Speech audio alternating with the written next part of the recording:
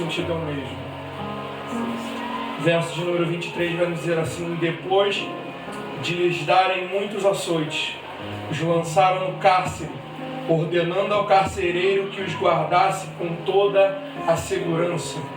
Verso 25: por volta da meia-noite, Paulo e Silas oravam e cantavam louvores a Deus, e os demais companheiros de prisão escutavam. Verso 33 para a gente finalizar. Naquela mesma hora da noite, cuidando deles, lavou-lhe os vergões dos açoites. A seguir, foi ele batizado e todos os seus. Toma o teu assento, dando honras e glórias ao nome do Senhor. Não tem como começar essa ministração sem falar isso aqui. Deus, ele realmente é terrível. E realmente Deus não erra. Nosso Deus é tão certo naquilo que faz, que até mesmo Jesus, quando ele estava aqui instruindo seus discípulos, pregando acerca do reino, no capítulo 16 de João ele vai falar algo que vai mexer comigo, porque talvez se fosse outro, endossaria as palavras ou encobertaria elas para não assustar. Só que Jesus ele vai dizer para os seus discípulos: olha, por causa do meu nome, muitos serão mortos. Por causa do meu nome, muitos me abandonarão porque não suportarão as perseguições. Por causa do meu nome, muitos sofrerão. E parecerá que por um breve momento o mundo se alegrará e vocês estarão tristes, mas é passageiro isso. Meu amado. A alegria que o mundo sente é passageira, e a tristeza que vocês sentem e vão sentir também pelos sofrimentos será passageira. Mas o que será revelado em vós será eterno. A alegria que será manifesta em vós será eterna. Mas eu tenho dito tudo isso para vocês, para que quando acontecer isso, vocês não se desesperem. Vocês não saiam do curso que eu ordenei para vocês. Mas para que quando aconteça isso, vocês permaneçam firmes e em paz. No mundo vocês terão aflições, mas tende bom ânimo. Eu venci o mundo. Por que eu quero começar com isso? Porque às vezes nós pensamos que por servir a Cristo nós estaremos isentos de dores, de sofrimentos, de lágrimas, de angústias. Só que eu costumo dizer que estar com Cristo não é ser isento disso. Não. Mas é ter a certeza que isso não nos paralisa. Ou melhor dizendo, ter Cristo no barco não significa que o barco não pode passar por tempestades ou por momentos adversos. Mas ter Cristo no barco é a certeza de que nós chegaremos do outro lado. Obrigado. Porque se Ele está no barco, é certo que o navio não vai, ou a embarcação ela não vai chegar a pique, não vai naufragar. Porque se Ele está no barco, basta uma palavra dele para o cenário mudar. Só que perceba que cenários adversos fazem parte. E mesmo assim, Cristo instrui seus discípulos a pregarem e anunciar o reino dos céus. Tanto depois da sua partida, como nos dias de hoje. Anunciem o reino, preguem, aonde quer que vocês forem. E Lucas, antes de nós entrarmos em Atos, Jesus ele ressuscita, fica cerca de 40 dias com seus discípulos, instruindo acerca de algumas coisas ainda. E chegando no 40º dia, Jesus ele vai olhar para os seus discípulos e vai dizer: olha, eu preciso liberar algo para vocês antes que eu vá. Fiquem em Jerusalém, até que do alto vocês sejam revestidos de poder. Fiquem em Jerusalém, permaneçam em Jerusalém. Dito isso, Jesus ele vai ascender aos céus. Uma visão sobrenatural. Os discípulos que conviveram com ele durante boa parte do seu ministério agora estão vendo o seu mestre indo embora, subindo, talvez flutuando, levitando, voando, da forma que você preferir, mas subindo aos céus. Mas ele sobe e deixa uma palavra para os seus discípulos: permaneçam. E está aí o segredo. Obrigado. Está aí o segredo para a virada de chave na nossa vida. Está aí o segredo para conquistar algo na presença do Senhor. Está aí o segredo para alcançar libertação. O segredo para alcançar a vitória da parte dele. Qual é o segredo, Juan? Permanência. Glória a Deus! Por que permanência? Simples. Ele libera uma palavra para os seus discípulos: permaneçam em Jerusalém até que do alto vocês sejam revestidos de poder. Ele não disse quando isso aconteceria, ele disse permaneçam. Meu Deus! Só que Atos, no seu capítulo de número 2, já nos dá a informação que no dia de Pentecostes, Jesus fica 40 dias com os discípulos. No dia de Pentecostes, 50º dia, estavam todos reunidos no mesmo lugar, quando de repente, você sabe, um vento, um barulho, melhor dizendo, como de um vento veemente e impetuoso, toma toda a casa onde os homens estavam reunidos. E todos foram cheios do Espírito Santo. Mas por que permanência? Em 1 Coríntios, Paulo vai escrever acerca de Cristo. Ele vai dizer que Cristo ressuscitou no terceiro dia, apareceu para Cefas, para alguns discípulos. Só que Paulo vai dar uma informação que, além de aparecer para os seus discípulos, Cristo apareceu para cerca de 500 pessoas. Guarda isso aqui: 500 pessoas. Só que agora que o Espírito Santo desce, não tem 500 pessoas dentro da casa. O número reduziu. E muito. De 500 pessoas que viram Cristo ressurreto, que talvez ouviram a palavra profética que ele liberou, desses 500 sobraram apenas 120. E olha que se ele ficou 40 dias e o Espírito Santo desce no dia de Pentecostes, no 50º dia, há um período de 10 dias que separam a palavra que foi liberada por Cristo do cumprimento da palavra. Meu Deus! 10 dias. E por que é importante a permanência? Porque o tempo ele vai passar. Jesus. Eu não sei o que ele liberou para você. Só que toda palavra que ele libera passa por um período de provação chamado tempo. Eu estive falando isso hoje na parte da manhã. Quando Deus ele libera uma palavra sobre a vida de Abraão, ele diz: Abraão, sai do meio da tua parentela, da casa dos teus pais, vai para um lugar que eu vou te direcionar. Eu vou fazer de você uma grande nação. Eu vou abençoar quem te abençoar, vou amaldiçoar quem te amaldiçoar, e em ti serão benditas todas as famílias da terra. Só que Deus não diz a data, José. Verdade! Deus só fala para Abraão: sai. Para os discípulos Deus disse: permaneçam. Glória a Deus! Oh meu Deus do céu! Porque o tempo ele passa. Oh meu Deus do céu! Só que a palavra do Pai permanece. Oh meu Deus do céu! O tempo passa, as estações mudam, as coisas deixam de ser como eram antes, mas a palavra dele não muda. Só que ela passa por esse período de provação chamado tempo. Porque nem todos aguentam o passar do tempo. Todos. Talvez alguns no início falaram: peraí, ele liberou uma palavra profética, então vou ficar, talvez amanhã se cumpra. Só que passou o primeiro dia, nada aconteceu. Passou o segundo, nada aconteceu. Passou o terceiro, olha, eu estou cansando de orar, nada aconteceu. Passou o quarto, para que jejuar se nada está acontecendo? Passou o quinto, passou o sexto, passou o sétimo. E eu acredito que conforme o tempo foi passando, a fé foi se esmorecendo. Que isso acontece. A fé esmorece. Às vezes começamos com todo o ímpeto, com toda a velocidade. Só que o tempo vai passando e a fé vai esmorecendo. Porque parece que à medida que o tempo passa, parece que o poder e alcance do nosso Deus diminui. Aleluia! Chega a ser cômico pensar assim. Parece que o tempo passa e parece que Deus não tem mais poder para fazer. Parece que o tempo passa e fica cada vez mais impossível de alcançar aquilo que Ele prometeu. Só que eu preciso te lembrar de algo que você já sabe: o teu Senhor é o mesmo ontem,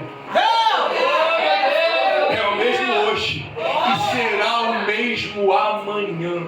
Sem fugir daquilo que prego. Em Lucas, no seu capítulo de número 18, Jesus vai ensinar para os seus discípulos o dever de orar sempre e não desfalecer. Aí ele vai contar uma história, como era de costume. Ele vai dizer, dentro de uma cidade existia um juiz iníquo. Esse juiz não temia homem algum, não temia Deus algum, mas dentro dessa mesma cidade tinha uma mulher que precisava que a sua causa fosse julgada. E ela vai dizer para esse juiz, julga a minha causa contra o meu adversário.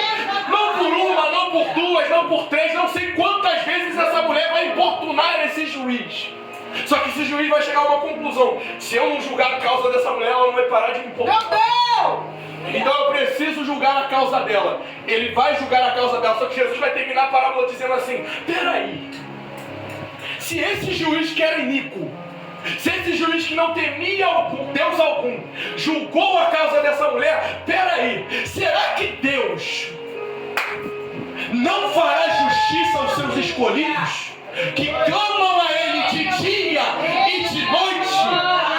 Certamente fará justiça e não tardará.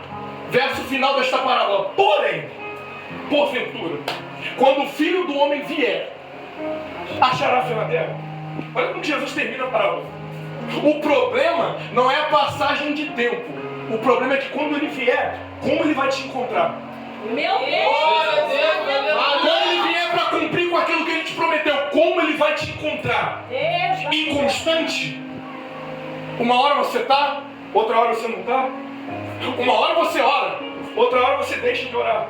Uma hora você lê, outra hora você tanto faz ler ou não. Como ele vai te encontrar?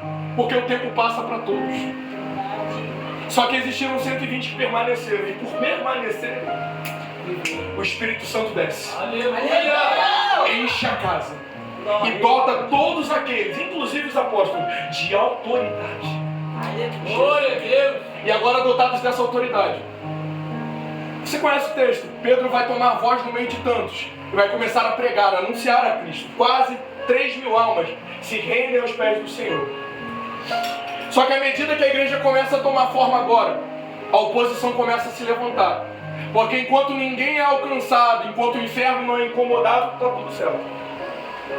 Tudo certo. Só que a partir do momento que a obra começa a ganhar forma, a partir do momento que você começa a se locomover, a partir do momento que você toma posição, o inferno vai se levantar. Glória a Deus! Vai. E o inferno vai se levantar de tal forma contra a igreja que vai tentar primeiro censurar seus líderes. Não, vamos... Oh meu Deus do céu, me segura, Jesus. Vamos atacar o cabeça primeiro, que atacando o cabeça a gente desfaz todo o corpo. Só que meu Deus do céu, eu preciso aplicar isso daqui. Só que pensaram que Pedro e João eram os cabeças. Quem tem Bíblia pegou isso daqui. Pensaram que parando Pedro e João parava a obra. Só que a obra não pertencia a Pedro e João. A obra pertencia a ele. Podem me paralisar, podem tentar te paralisar, mas a obra continua em curso. Porque a obra não é tua, o projeto não é teu, a palavra liberada não foi a sua. Ei, Jesus!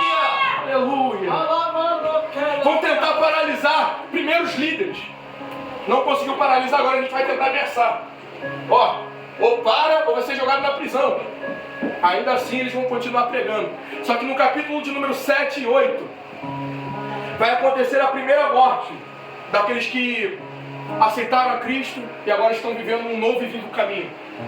Um homem chamado Estevão, dotado pelo Espírito Santo, vai ser confrontado pelos líderes religiosos da época.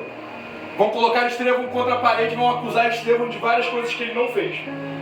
Só que Estevão é alguém cheio do Espírito. Estevão vai começar a pregar a palavra para esses homens. Pregar, até o momento que esses homens vão ficar tão irados que vão pegar Estevão, vão levar para fora da cidade, vão começar a apedrejar. Só que pega isso daqui. Estevão está sendo apedrejado injustamente, porque ele não fez nada de errado para ser apedrejado. Ele está sendo apedrejado por alguém que não quer ouvir a verdade. Jesus. Meu Deus. Ele está sendo condenado a uma morte por alguém que não quer se converter, não quer ouvir a verdade. Porque é isso que a verdade faz, a verdade confronta. Aleluia! Só que perceba o que vai acontecer a seguir. Estevão está sendo apedrejado. Só que quando ele olha para os céus, a visão que Estevão está tendo não é do fim da sua vida, mas é do início dela. A visão que Estevão está tendo olhando para o céu não é do fim do seu ministério. Oh, meu Deus. Não é. Talvez o seu ministério terreno fosse. Não. Mas o que Estevão estava vendo nos céus era algo tão grandioso que mesmo sendo apedrejado aqui, Jesus, mesmo sendo caluniado aqui, Estevão vai olhar para o céu e vai dizer: eis que eu vejo os céus abertos e o Filho do Homem à destra de Deus. O que eu estou vendo olhando para os céus é muito maior do que eu estou vendo na terra. E eu preciso te despertar acerca disso. Está na hora de começar a abrir os olhos espirituais para enxergar o que Deus tem na tua vida. Está na hora. Que isso, Juan? Tá na hora. Porque tem horas que a nossa visão fica limitada. A gente só enxerga dor, a gente só enxerga luta, a gente só enxerga sofrimento. Só que Estevão está olhando para o outro e está falando: não, a minha vida não se resume a isso. Não. Eu posso morrer aqui, mas tem morada me esperando no céu. Aleluia! Eu posso não pregar mais aqui. Mas o meu Senhor está me aguardando. E perceba, a obra é tão dele, ele é tão terrível, ele não erra. Tem um pregador que diz isso: eu guardei isso para minha vida, porque estão olhando para Estevão, estão pensando, matando o diácono, a obra para. Só que no mesmo ambiente onde estão matando um diácono, Deus está escolhendo um apóstolo. No mesmo ambiente onde estão pensando, vai acabar a pregação, Deus está levantando alguém. Aleluia! Deus está escolhendo alguém, porque Ele, como foi falado aqui, é Ele que dá o ponto final. Oh, meu Deus do céu, seja na tua história, seja na história da tua casa, da tua família, do teu ministério, é Ele! É Ele! Ele determina o início, o meio e o fim. É Ele. Jesus. E agora Deus vai se prover de um apóstolo. A princípio ainda não convertido, Saulo vai pensar: olha, Estevão morreu, então é agora que eu vou começar uma caçada. Aqueles que seguem vêm a Cristo. Vai pedir cartas, vai reunir soldados, vai pensar: é agora. Só que no meio do caminho para Damasco, Deus marcou um encontro com ele. Obrigado! Da mesma forma como marcou comigo e contigo hoje, para tratar de alguns assuntos. Porque não é da forma como eu quero, José. Oh, Jesus. Não é da forma como eu espero, é da forma como Ele quer. Obrigado! Jesus. Deus vai encontrar Saulo no meio do caminho. Você conhece o texto? Correndo. Saulo vai entrar cego na cidade. Vai ficar ali 3 dias orando e jejuando a Deus. Até o momento que Deus vai pegar o seu servo com o nome de Ananias e vai dizer: Ananias, vai até uma rua chamada direita. Tem um homem dentro daquela casa que está 3 dias cego, orando e jejuando a mim. Vai lá. Quem é o homem, Senhor, para que eu possa orar por ele? É Saulo de Tarso. Que isso, Senhor? Tem certeza que é esse homem? Peraí, você não está ouvindo as notícias não? Que estão correndo aí? Como ele tem perseguido os nossos irmãos? Eu tenho. Mas isso ficou para trás. Isso ficou no passado. Não me importa quem ele era, porque hoje, Meu Deus! Jesus, porque hoje eu mudo a história dele. Não me importa quem ele era no passado. Hoje eu mudo a história dele. Ele era perseguidor, mas hoje eu faço ele um vaso. Oh, meu Deus do céu! Hoje eu mudo o cenário da vida dele. Ele é um vaso escolhido para mim, para levar o meu nome. Aleluia! Porque pensaram que matando Estevão estava passando batido. Não. Amigo da minha alma. Eu separei ele para uma grande obra. Aleluia. E aqui que eu começo a pregar, vírgula. Eu vou mostrar para ele.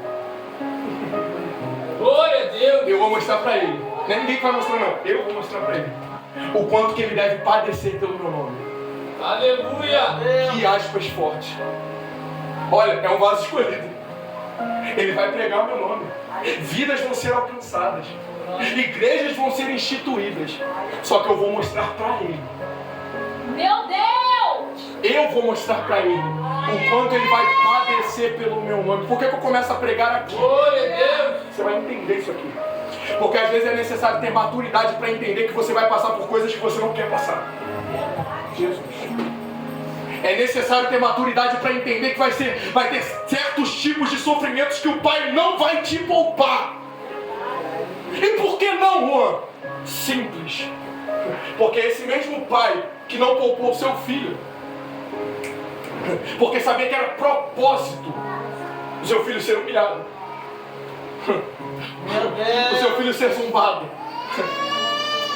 cuspirem no seu rosto e atravessarem com uma lança. Esse mesmo Pai, Ele sabe o propósito que tem na minha e na tua vida. Aleluia! Só que para esse propósito ser alcançado, vamos ter que passar por algumas coisas. E por quê?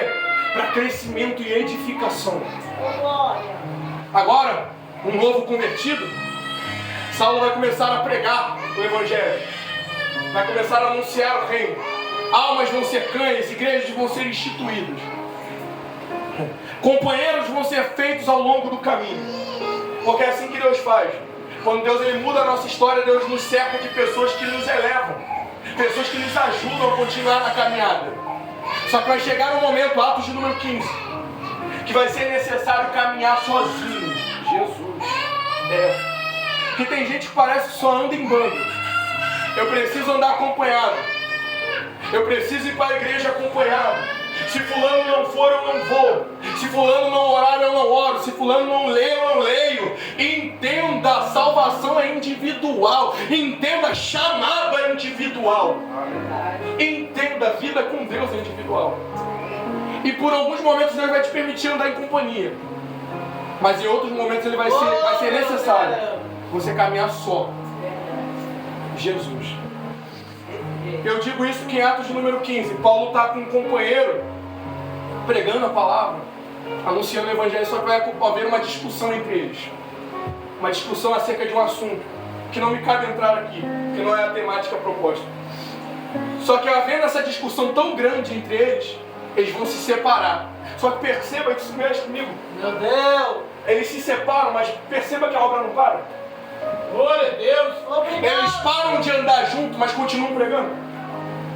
Porque tem gente que é assim, brigou, teve divergência de ideia, não olho mais na cara, não prego mais, não cumprimento mais. Isso é coisa de gente imatura, gente. É verdade.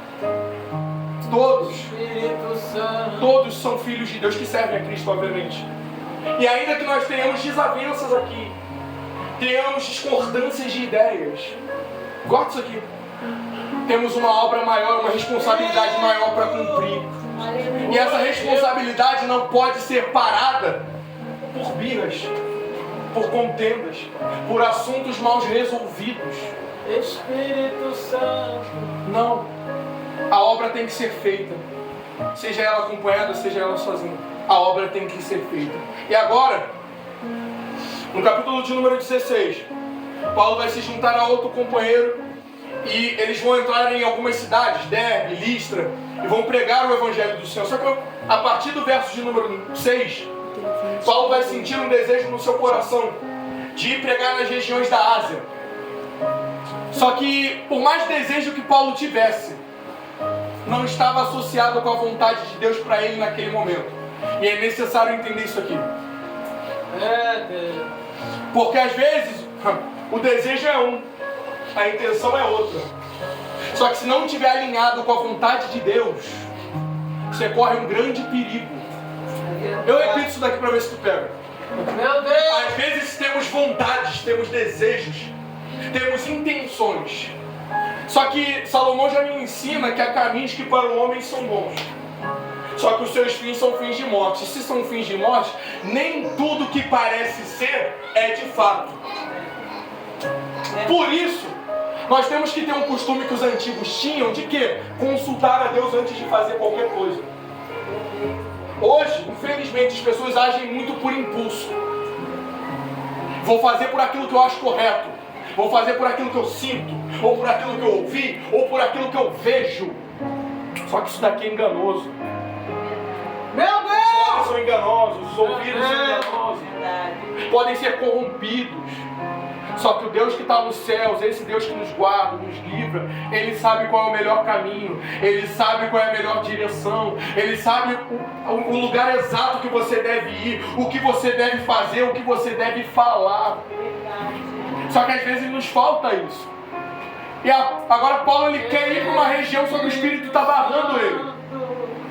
E pela segunda vez ele vai tentar ir para outra região e o Espírito Santo vai barrar ele. E agora na terceira vez, Paulo vai ter uma visão. Nessa visão ele vai ver um homem das regiões da Macedônia pedindo socorro. E ele vai entender. Não é para onde eu quero ir, é para onde o Espírito Santo está me direcionando. E é necessário entender isso aqui. Melhor do que a minha vontade, melhor do que tua vontade, é a vontade de Deus. Porque a minha vontade ela pode até ser boa. Obrigado. Pode. É maravilhoso. Mas ela não é perfeita. Ela não é agradável, só que a vontade de Deus é. A vontade de Deus é boa, a vontade de Deus é perfeita e é agradável.